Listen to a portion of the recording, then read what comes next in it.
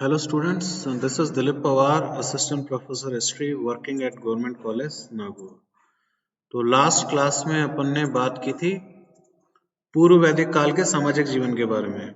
तो उसी क्रम में आगे बढ़ते हुए आज अपन बात करते हैं उत्तर वैदिक काल के सामाजिक जीवन के बारे में। जैसा कि मैंने आपको बताया, अगर अपन वैदिक काल में कुछ भी पढ़ें तो हमको दो भागों में पढ़ना पड़ता है। पूर्व वैदिक काल में क्या कंडीशंस थी और उत्तर वैदिक काल में क्या कंडीशंस थी, सामाजिक व्यवस्था किस प्रकार की थी दोनों के अंदर। तो इसी प्रकार से आज अपन पढ़ेंगे उत्तर वैदिक काल में सामाजिक प्रक्रिया, सामाजिक व्यवस्था किस प्रकार से थी।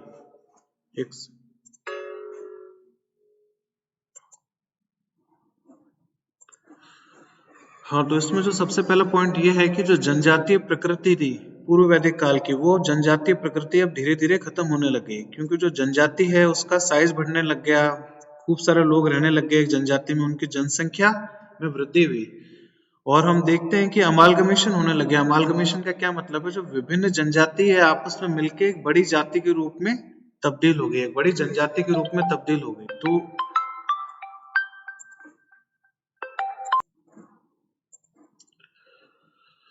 हाँ, तो विभिन्न जातियां आपस में मिलके उनकी जनसंख्या में भी वृद्धि होने लग गई और जनजातीय जो प्रकृति है वो धीरे धीरे खत्म होने लग गई उत्तर वैदिक काल में। फिर अपन आगे देखते हैं, जो खानाबदोश जीवन व्यतीत कर रहे थे पूर्व वैदिक काल में, वह खानाबदोश जीवन अब खत्म होने लग गया।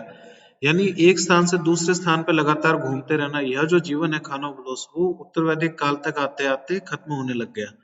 और साथ में जिसे अपन कहते हैं सिडेंटरी लाइफस्टाइल, सिडेंटरी इंग्लिश का शब्द है सिडेंटरी।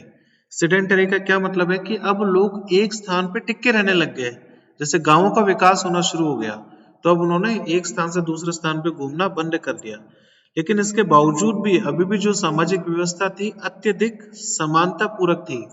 अभी भी लोगों को समान अधिकार काफी हद तक दे रखे थे। हालांकि लोगों के अधिकारों में कमी आई थी इस समय में, लेकिन फिर भी लार्जली बाय एंड लार्ज अभी भी समाज को हम समानता पूर्वक कह सकते हैं। फिर आगे चल के 6th सेंचुरी बीसी आएगी, 6ठी शताब्दी ईसा पूर्व, जब बौद्ध और जैन का युग है, तो उस समय में हम देखते हैं कि जो लोगों के बीच में समानता है वो बहुत कम हो गई। राजा ने अपनी शक्तियां बहुत अधिक बढ़ा ली, पुजारी ने अपनी शक्तियां बहुत अधिक बढ़ा ली, और शक्ति उनको मिली कहां से, वो शक्ति उनको जनता से मिली।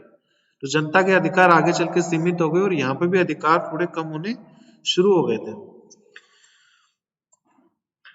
फिर यह भी एक उदारवादी समय था। उदारवादी का मतलब है कि जब जनता को अधिक अधिकार मिल रखे हों, लेकिन पूर्व वैदिक काल की तुलना में उदारवादी समाज कम रह गया था। फिर अपन आगे बढ़ते हैं, इसमें जो वर्ण व्यवस्था थी, वर्ण व्यवस्था में भी अब बदलाव होने शुरू हो गए थे। वर्ण व्यवस्था वॉज गेटिंग क्रिस्टलाइज्ड। क्रिस्टलाइज्ड का यहाँ पे क्या मतलब है, यानी वर्ण व्यवस्था अत्यधिक धीरे धीरे जटिल होती जा रही थी।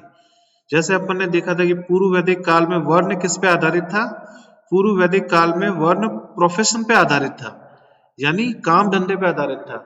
यानी एक ही परिवार के अगर 5 मेंबर है, पांचों अलग अलग काम धंधों में कार्य कर सकते थे। लेकिन अब क्या हुआ, उत्तर वैदिक काल में जन्म पे आधारित वर्ण व्यवस्था स्थापित होना शुरू हो गई। ट्रांजिशन पीरियड है। तो इस समय में हम देखते हैं काम धंधे पे आधारित भी वर्ण व्यवस्था थी और जन्म पे आधारित वर्ण व्यवस्था भी थी। और जब वर्ण व्यवस्था जन्म पे आधारित हो जाती है तो बहुत अधिक जटिल बन जाती है। कैसे? क्योंकि अगर किसी का पिता कोई कार्य करता है किसी काम धंधे में, तो उसके बेटे को भी वही कार्य करना पड़ेगा, क्योंकि जन्म से आपका जो वर्ण है वो वर्ण का आपका निर्णय हो चुका है जन्म से ही। तो इस समय में हम देखते हैं दोनों प्रकार से वर्ण व्यवस्था स्थापित की गई, एक तो काम धंधे के हिसाब से और दूसरा जन्म के हिसाब से। फिर अब समय के साथ वर्ण व्यवस्था जटिल हो गई तो उसमें बदलाव करना मुश्किल होता जा रहा था। आगे चल के तो बदलाव होना संभव ही नहीं था। जन्म ने ही डिसाइड कर लिया कि किसी व्यक्ति का क्या वर्ण होगा, हमेशा हमेशा के लिए उसका, जब तक वो जीवित रहेगा उसका वर्ण वही रहेगा, वो किस भी वर्ण में पैदा हो। लेकिन इस समय में वर्ण में बदलाव करना संभव था, लेकिन धीरे धीरे मुश्किल होता जा रहा था। तो हम देखते हैं कि समाज की न जटिलता धीरे धीरे बढ़ती जा रही थी। फिर जो ऊपर की 3 वर्ण है, ब्राह्मण, क्षत्रिय और वैश्य, इनको उपनयन का अधिकार दिया गया। उपनयन का अधिकार उत्तर वैदिक पीरियड में। उपनयन क्या है कि एक प्रकार का पवित्र धागा हाथ पे बांधना, उसके बाद शिक्षा ग्रहण करने का कार्य शुरू होता है। तो उपनयन का अधिकार ऊपर के 3 वर्णों को ही मिला था, शूद्रों को उपनयन के अधिकार से दूर रखा गया। उपनयन का क्या मतलब होता है? हाथ पे पवित्र धागा बांधना। और ये एक प्रकार का सिंबल है, जब भी कोई व्यक्ति अपनी पढ़ाई शुरू करने जाता है, शिक्षा ग्रहण करने जाता है, उससे पहले उपनयन संस्कार किया जाता है। तो उपनयन संस्कार है वो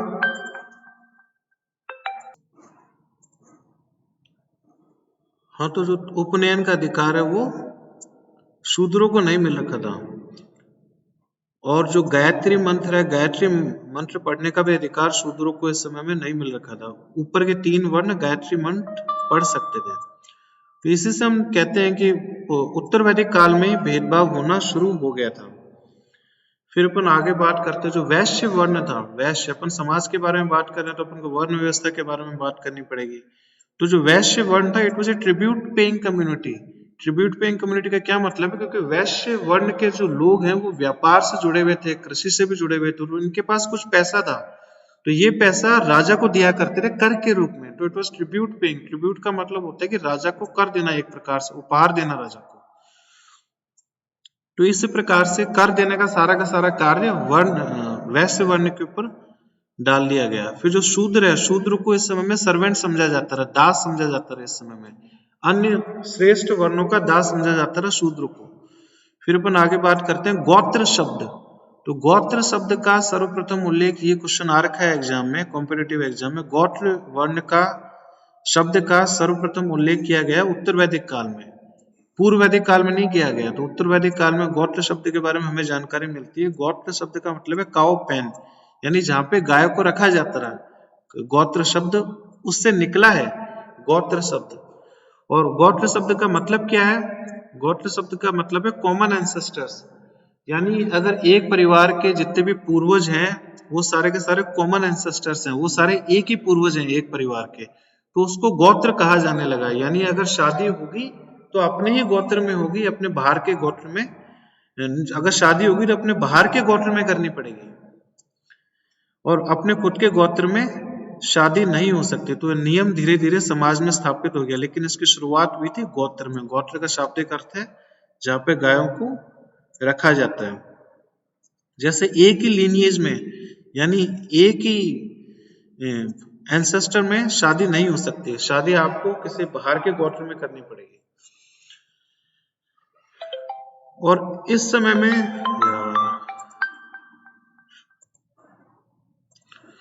तो उसी क्रम में आगे बढ़ते हुए अपन बात करते हैं गोत्र व्यवस्था के बाद में महिलाओं के बारे में। विमेन, महिलाओं की जो स्थिति थी उसमें थोड़ी सी गिरावट देखने को मिलती है, लेकिन फिर भी इस समय में महिलाओं का स्थान समाज में ऊंचा ही था। पूर्व वैदिक काल की तुलना में महिलाओं का स्थान थोड़ा सा गिरा, लेकिन अभी भी महिलाओं का स्थान उच्च ही था।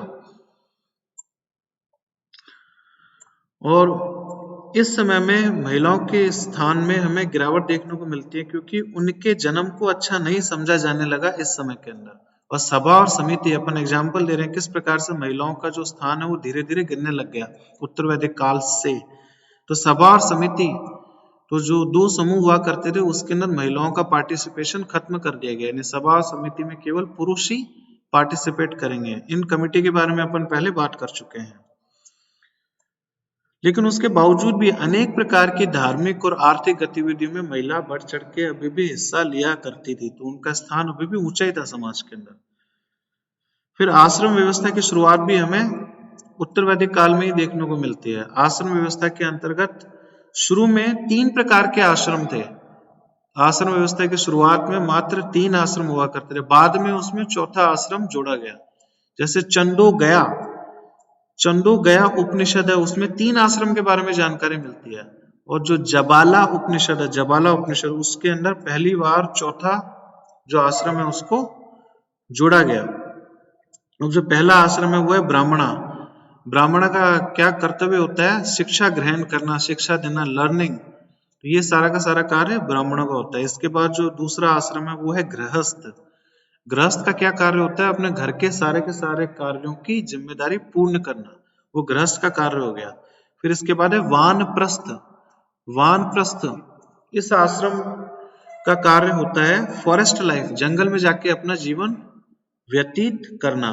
फिर लास्ट है सन्यासी। सन्यासी को 4th में कह रहा हूं ना, बाद में जोड़ा गया। तो जबाला उपनिषद में 4th आश्रम को, चौथे आश्रम को जोड़ा गया, जिसका नाम है सन्यासी।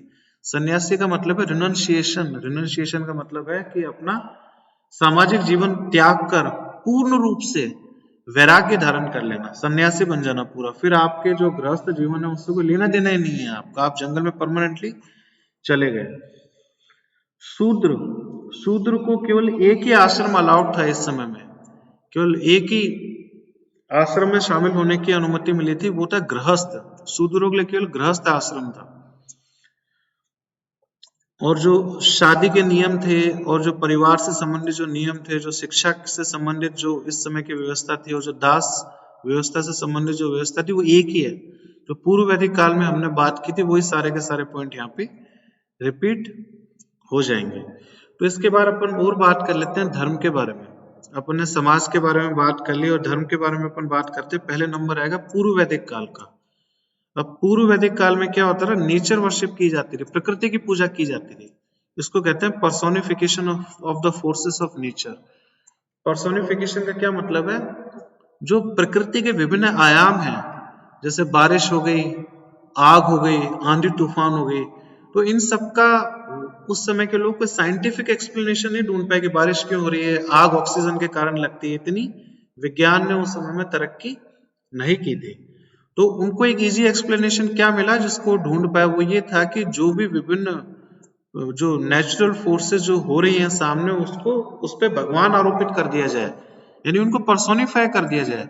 यानी अग्नि देवता के कारण अग्नि उत्पन्न हो रही है, इंद्र देवता के कारण बारिश हो रही है, क्योंकि वो साइंटिफिक एक्सप्लेनेशन इस समय में ढूंढ नहीं सकते, जिसको कहते हैं पर्सोनिफिकेशन, मानवीकरण। यानी जो प्राकृतिक आपदाएं हैं, जो प्राकृतिक प्रक्रिया है, उनका मानवीकरण कर दिया गया और अनेक देवों को इनके साथ जोड़ दिया गया। फिर इस समय में हम देखते हैं कि पुरुष देवताओं की संख्या काफी अधिक थी, तो पुरुष देवताओं का महत्व भी बहुत अधिक था महिला देवी के बजाय। और इसमें इंद्र है, इंद्र भगवान का वैदिक टेक्स्ट में कम से कम 250 मंत्र इंद्र भगवान को डेडिकेट किए गए, यानी इंद्र भगवान के बारे में इससे हमें पता लगता है कितने अधिक मंत्र किसी भगवान के बारे में लिखे गए हैं। उससे हमें ये पता लगता है कि उस देवता को कितना अधिक महत्व उस समाज में मिला था। तो इंद्र भगवान को सर्वाधिक महत्व दिया गया है इस समय में, क्योंकि उसके ऊपर हमें 250 मंत्र देखने को मिलते हैं वैदिक टेक्स्ट में। अर्ली वैदिक पीरियड के अंदर अपन बात कर रहे हैं, अर्ली वैदिक पीरियड के अंदर, यानी ऋग्वेद में। फिर जो अग्नि देवता था, अग्नि देवता के ऊपर भी कम से कम 200 मंत्र डेडिकेट किए हैं ऋग्वैदिक टेक्स्ट में।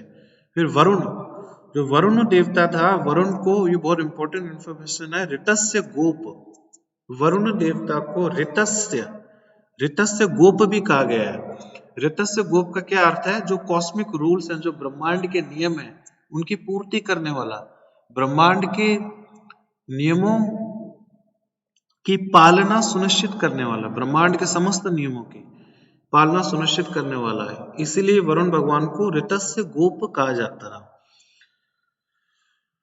तो कहने का मतलब यह है कि इस भगवान को सेटिस्फाइड, इस भगवान की पूजा केवल यज्ञ के माध्यम से नहीं की जा सकती थी, जबकि यज्ञ के साथ साथ एक मॉरल एंगल भी यहाँ पे आ गया। मॉरल का मतलब यहाँ पे क्या है कि एक प्रकार से जो धार्मिक विचार थे उसमें परिपक्वता देखने को मिल रही है वरुण भगवान के माध्यम से, क्योंकि उसके लिए केवल यज्ञ पर्याप्त नहीं है, यज्ञ के अलावा एक प्रकार से जो मॉरल कंडक्ट है, यानी जो नीतिगत आचरण है, उसकी भी आवश्यकता है वरुण भगवान को खुश करने के लिए। तो यज्ञ से खुश नहीं होंगे वरुण भगवान, तो नीतिगत आचरण, आपका आचरण अच्छा होना चाहिए। इसके बारे में अपन आगे चलते हैं। कई प्रकार की देवियों के बारे में भी हमें इस समय में जानकारी मिलती है। जो मुख्य देवियां थी उनमें उषा है, जो सुबह की पहली किरण होती है, निशा जो रात का समय हो गया, और इसके अलावा जो पुरुष देवता थी उनकी पत्नियों के बारे में हमें जानकारी मिलती है, जैसे इंद्र की पत्नी इंद्राणी, अग्नि की पत्नी अग्नेय। तो लेकिन इन महिलाओं का, इन देवियों का इंफीरियर स्टेटस था पुरुष के मुकाबले। जैसा हमने कहा ना, पुरुष जो देवता थे उनको अधिक महत्व दिया जाता था। फिर अपन आगे बात करते हैं, जो इस समय में धार्मिक कर्मकांड और बलि जो शुरू हुई थी, इस समय में जटिल नहीं थी, यानी धार्मिक कर्मकांड इस समय में जटिल नहीं थे, बिल्कुल साधारण हुआ करते थे। लेकिन हम देखेंगे कि उत्तर वैदिक काल में जो धार्मिक क्रियाकलाप थे वो जटिल होते गए। जैसे ब्राह्मण 16 वर्गों में से केवल एक वर्ग इस समय में ब्राह्मण कहलाता रहा, यानी ब्राह्मणों की शक्तियां भी अभी बढ़ी नहीं थी। 16 प्रकार के हमें वर्ग देखने को मिलते हैं, उसमें से एक वर्ग ही ब्राह्मण था। लेकिन आगे चल के हम देखते हैं कि ब्राह्मणों ने सारी की सारी धार्मिक शक्ति अपने हाथों में इकट्ठी कर ली उत्तर वैदिक काल में। लेकिन पूर्व वैदिक काल में ब्राह्मण 16 वर्गों में से मात्र एक वर्ग था। तो आगे चल के इन सभी वर्गों में सबसे अधिक शक्तिशाली ब्राह्मण वर्ग हो गया। और इस समय का मेटेरियलिस्टिक आउटलुक था। मेटेरियलिस्टिक आउटलुक को अपन क्या कहते हैं? मेटेरियलिस्टिक का मतलब यह है कि जो इस जीवन में हो रहा है उसको भी अत्यधिक महत्व दिया गया है। ये नहीं कि मरने के पश्चात क्या होगा, मरने के पश्चात आप स्वर्ग में जाओगे, नरक में जाओगे, जो भी आपने अच्छे कार्य किए हैं, बुरे कार्य किए हैं, उनका एक प्रकार से आगे चल के उसकी परीक्षा ली जाएगी, आपने कितने अच्छे कार्य किए, कितने बुरे कार्य किए। तो वो अपन बात करें सारे के सारे दूसरी दुनिया के, मरने के पश्चात आपका क्या होगा। लेकिन मेटेरियलिस्टिक आउटलुक का मतलब ये है कि इस संसार में जो हो रहा है वो अधिक महत्वपूर्ण है। क्या आप इनफ पैसे आप कमा पा रहे हो, क्या आपकी खेती अच्छी चल रही है, क्या आपके खेत में अच्छे धान उत्पन्न हो रहा है, अच्छा, तो ये सारी की सारी चीज मेटेरियलिस्टिक है, यानी सांसारिक दृष्टिकोण था इस समय का। आगे चल के हम देखते हैं सांसारिक दृष्टिकोण के साथ साथ एक प्रकार का नॉन मेटेरियलिस्टिक आउटलुक भी उस समय में उत्पन्न हो गया, यानी मरने के पश्चात क्या होगा ये आगे चल के महत्वपूर्ण हो गया। लेकिन इस समय में सांसारिक जीवन ही सर्वाधिक महत्वपूर्ण था। जैसे पुत्रों का होना, युद्ध में जीत हासिल करना, युद्ध लड़ना, ये सारे कार्य इस समय में अधिक महत्वपूर्ण थे। और इस समय का जो समाज था वो उदारवादी समाज था और विकासशील समाज था, प्रोग्रेसिव था इस समय का समाज। लेकिन और इस समय के ना सामाजिक जटिलताएं भी बहुत कम थी। सभी लोगों को लगभग बराबर अधिकार दे रखे थे, कोई ऊंचा नहीं था, कोई नीचा नहीं था, सब लोग बराबर थे। इवन जो ट्राइब का जो मुखिया हुआ करता था वो भी बाकी लोगों के बराबर ही हुआ करता था वो।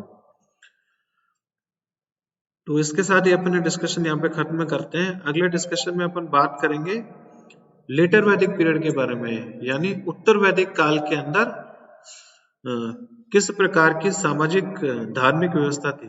तो आज अपन ने बात की धार्मिक व्यवस्था पूर्व वैदिक काल में, आगे बात करेंगे धार्मिक व्यवस्था उत्तर वैदिक काल। तो इसी के साथ ही ये लेक्चर यहाँ पे खत्म करते हैं। मुझसे जुड़ने के लिए आप लोगों का बहुत बहुत धन्यवाद।